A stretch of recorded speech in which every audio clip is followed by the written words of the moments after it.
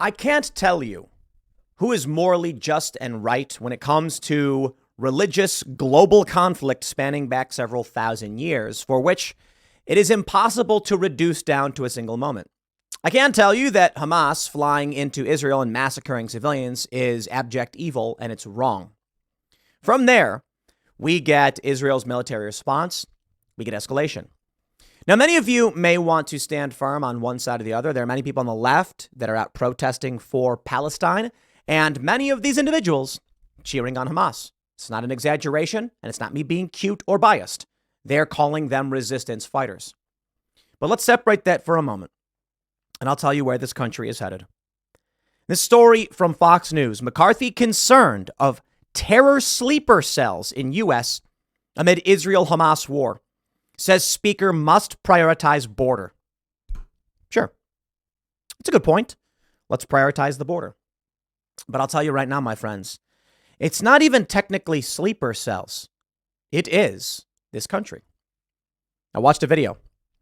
I don't know if I have it pulled it up right here. There's a video that I'll show some of. And I don't like doing shot content stuff, right? If you want to watch crazy videos, you get them on x.com. Twitter, what a funny name. But in this video, it's a driver who is mobbed by a bunch of far leftists as he's trying to drive through an intersection. Probably a random person has no idea what's going on. The mob begins attacking the vehicle. The vehicle panics, slowly pulls through. Nobody seems injured. Drives down the block. The pro-Palestine group chases after this individual in the car. And when they stop at the next intersection, there's another roadblock, they begin violently attacking the car. It doesn't matter if they're sleeper cells. And that's the big talking point. It may be the case. They have already captured people crossing the U.S. border who are on the terror watch list or come from countries like Iran where we have concerns, especially when the U.S. is gearing up for war with Iran. The left calls it a conspiracy theory. Fine. So I do have concerns about sleeper cells, but that's a bit too movie-esque, right? It's something said to shock people. It's the grandiose, organized terrorist sleeper cells have crossed through the border. And it may be true. But I'm more deeply concerned about World War III and what happens to this country. There's a game I used to play as a kid. I recommend it. Civilization 2.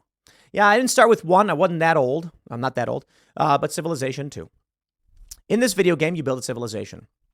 When war breaks out between two countries, something interesting happens. You'll get a little notification that says partisans emerge surrounding the city. Partisan fighters will pop up around your city when you declare war. Now, what is this?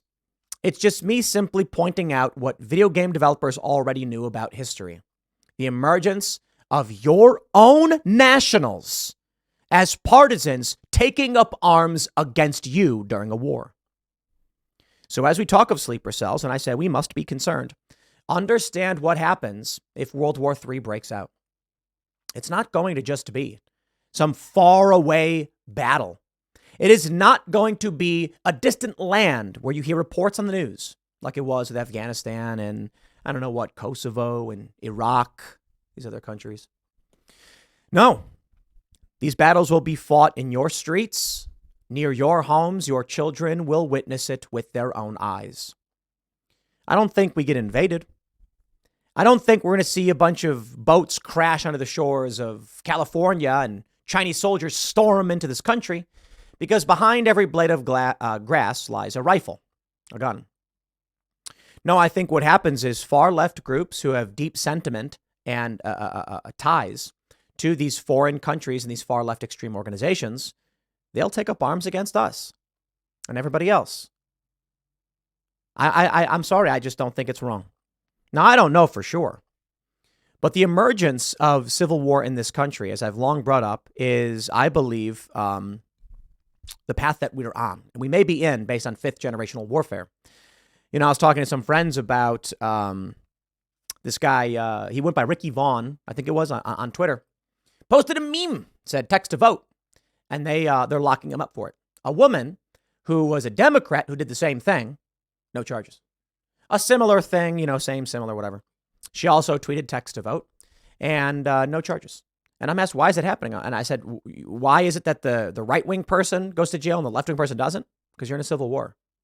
So understand what this means about sleeper cells. If there are people in the streets screaming in favor of Palestine and cheering on Hamas, not being cute, and it's not biased, quite literally. In New York City, you had numerous groups cheering on Hamas and the targeting of civilians. What do you think happens when real war breaks out? Do you think these people simply just say, we're going to hang back? I don't think so.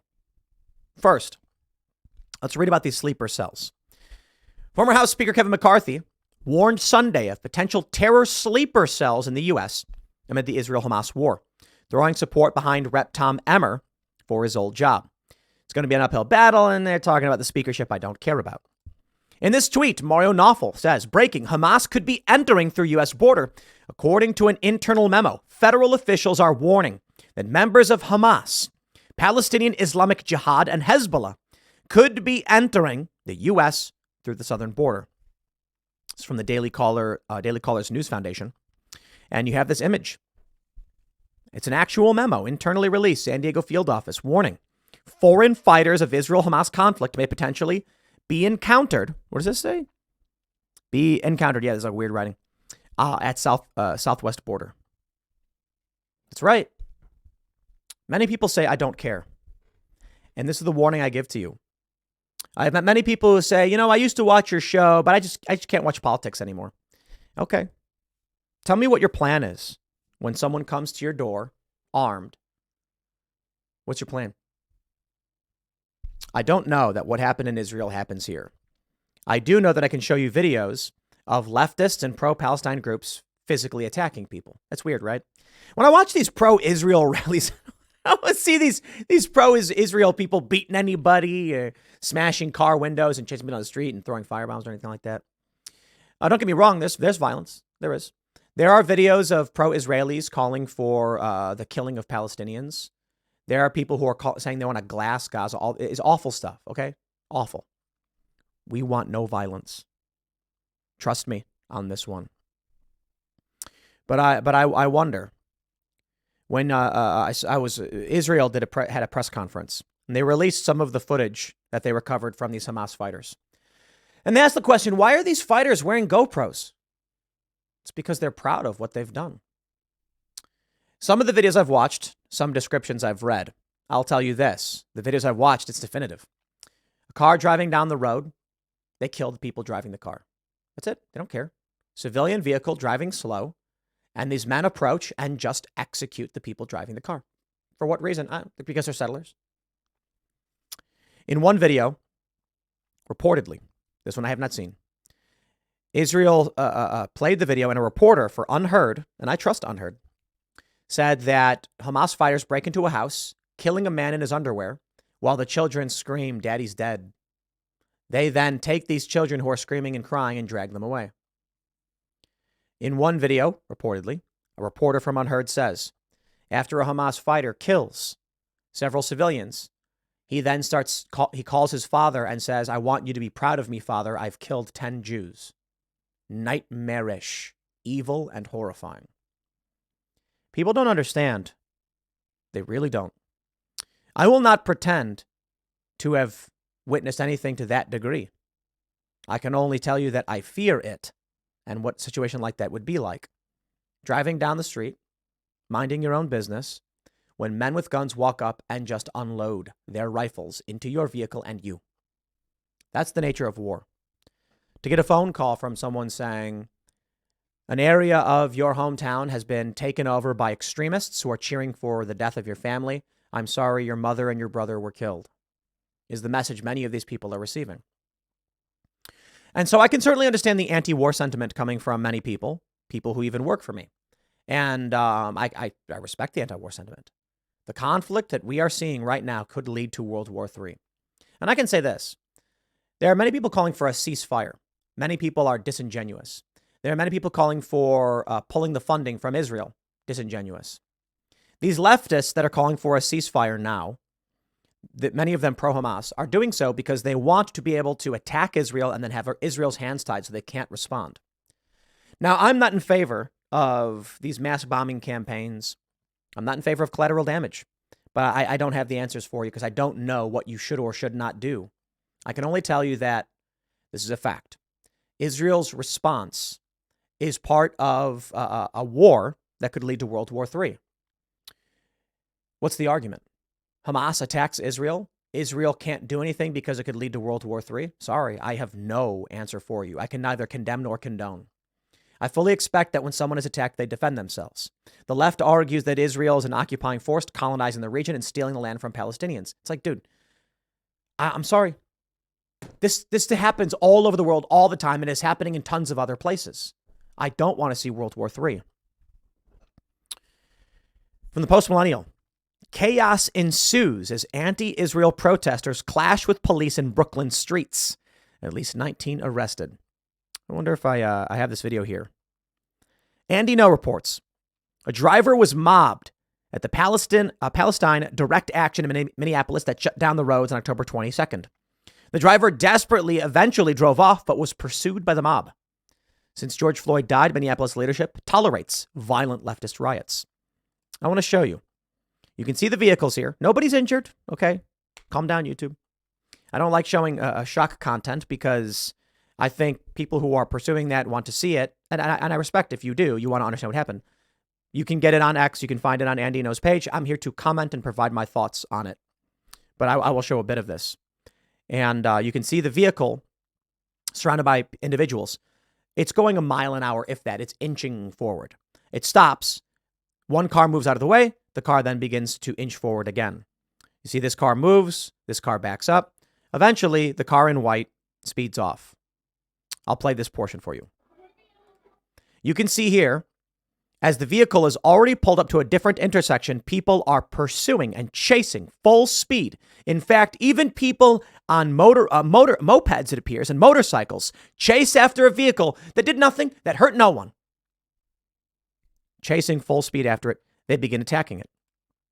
The vehicle eventually, after several people start attacking the vehicle, tries to drive off, and it turns around and drives in the direction as people scream, attacking it. Doesn't matter if you think you're right. Doesn't matter if you think you're wrong. The mob has no motivations, no justification other than they're the mob. There is no logic in a mob. I used to cover these protests at Occupy Wall Street. They'd have thousands of people marching down the street holding up a banner in favor of a cause or another. And I'll tell you something funny. They had what they called facilitators, and they had them for a reason. The crowd did not know where to go, and no single individual could direct it. Unless you were standing in front and telling the front line what to do. What I mean is, if there are no facilitators and the crowd is marching, they just go random directions. But if you have facilitators facing the crowd and going like this, their hands, they would motion their hands back like this, or wave in another direction, that controlled the crowd. Something funny happened. And this happened a lot. Journalists are also walking backwards, filming the crowd. Sometimes I'd be one of them, filming with the live stream camera. And one day, for the first time that I witnessed, and I'm sure it happens all the time, one of the journalists took a left turn. The crowd was marching down Broadway. The journalist took a left turn. Not because they were trying to direct the crowd, but because they wanted to get out of the way to get shots of the crowd passing. Here's what happened. The people marching saw the journalist walking left, and some people thought that was the march path, and the people in front started turning left, more journalists, more individuals, and then the whole crowd. The police freaked out. This was not the planned parade route. They all marched down some side street, got off Broadway, and were going who knows where. All because one journalist turned left. It happened a lot. And that's the thing about a mob. When a car drives through, one person will run up and say, wrap their hand, or put a rock in their hand and wrap it with a t-shirt and smash the window. Once that happened, someone else will run up and jump on the hood. The snowflake doesn't blame itself for the avalanche.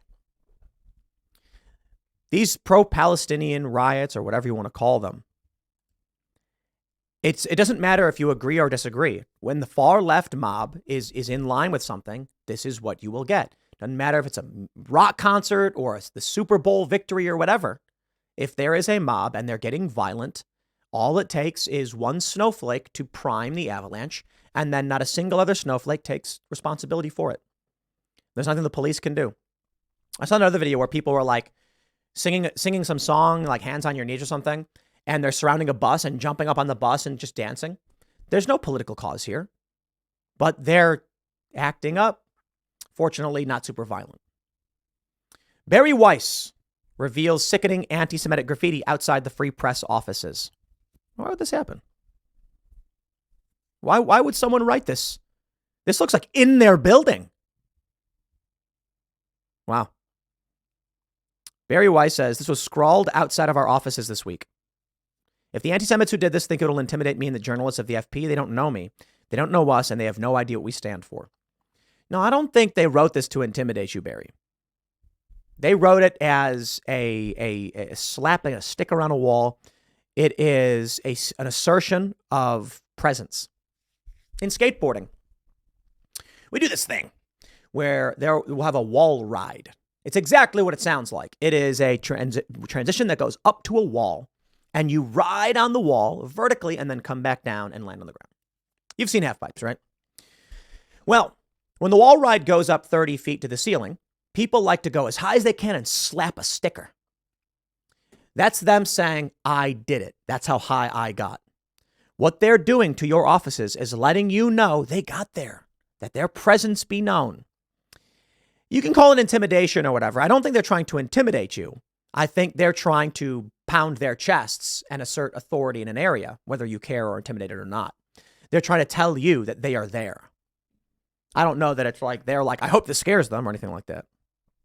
My fear when you see these videos, like Andy No posted, it's not that we're not going to see sleeper cells. We're going to see our own homegrown leftists go full domestic terrorist. We already have. It's funny. And what then? I wonder where we're at. Does the deep state support Palestine or Israel? We're about to go to war with Iran over Israel. Don't think they support Palestine, Gaza, or Hamas. So what now? Interesting days indeed. This could be exactly it. You see, why is it that the machine has protected and defended the left so brutally? When the war does break out, how do you justify absolute authority? Far left extremists, homegrown, engaging in acts of terror and violence in the name of Hamas. You see the game? A lot of people on the right are concerned that the Patriot Act is now being weaponized against them. And it is, for sure. Abuse of the FISA courts targeting Trump. But think about what happens now. I'm not saying this is true. I'm just saying this is an inevitability if this continues on this path. If we go down the path of full-scale war, if the far left decides to ramp up violence in response to U.S. involvement with the war with Iran or whatever, or Israel, imagine this scenario. We go to war. Far leftists then start engaging in terror and riots in the name of Hamas. Hamas, being an enemy combatant in the war, which we are involved with, Israel, they're already calling Hamas militants Israel trained. This is part of the press conference released by Israel earlier. They say that Hamas was trained by Israel and Israeli proxies are engaging in conflict with Israel. When we go to war with Iran, the leftists waving Palestinian flags will be deemed sympathetic to the enemy or enemy combatants themselves, depending on the degree to which they engage in this. And then you will get the left being crushed under a boot. I don't know that it's intentional. I don't know what happens. Maybe I'm wrong. Maybe the U.S. government wants to go to war with Iran, but then secretly supports these groups at home and lets them run amok. Maybe. Why? It justifies war with Iran. Get it? When you have people in this country being attacked by pro-Palestinian leftists, you see where it all bubbles up to. Patrisse Cullors of Black Lives Matter being in support of ending Israel, as she called it. That's Black Lives Matter. BLM protesters posting pro-Hamas messages, paragliders and things like this. You then get regular Americans freaking out that sleeper cells are in their country. and the left supports them. When they feel the attack themselves, they'll want war. They'll call for vengeance and blood. So I'll say it again and stress it. I don't know that it's a big grand scheme or anything like that, but I'll tell you this. How do you get the American people to support war with Iran? I don't know. False flag attack? That's the traditional method. Many countries throughout history would fly the flag of the enemy, attack themselves, and then blame the enemy. You ever see The Princess Bride? Come on, that's a great one. And this is from the 80s.